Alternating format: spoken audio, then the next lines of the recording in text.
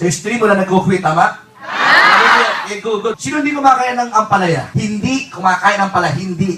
Well, may mga classmate ako, thank you. Okay? Sino hindi kumakain ng okra? Uy, marami classmate, thank you. Ayoko kasi ng okra. Bakit? Yak, may laway, yak.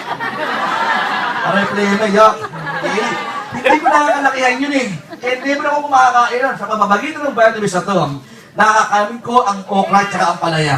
Okay? Sa Amerika na punta ako doon, sabi ng pisa ko, Mommy, I hate those things. It tastes bitter. I don't like this food, this vegetable. I don't like it. Mommy, I don't like it. Sabi ng tita ko, sige, you take these vitamins. Alright, I can take that. Only water with that. Water? I'm good. Bye, Mommy. I'm going to school now. Hindi ako na parang, wala kang kamalay-malay, yung gulay na ayaw mong kakainin dito, yun ay dinunok mo na.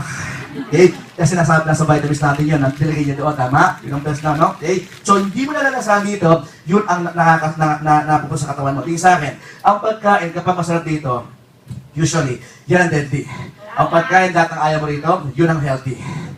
Ang mga pagkain matatamis, Toblerone, Toblerone. MLM, diabetes mellitus, putol pa. Chicharong bulaklak,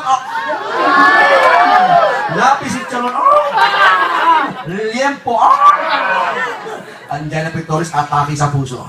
Okay? Lahat ng gusto mo rito matamis, pamatay. Pero lahat ng ayaw mo, ang tabang-tabang naman, ang asim-asim naman, ang pait-pait naman, yan ang magpapahealth sa'yo. Kung di mo kayang kainin mapait, maasim, tsaka matabang, mag-exercise ka, dadaan sa katawan mo, di malalasahan.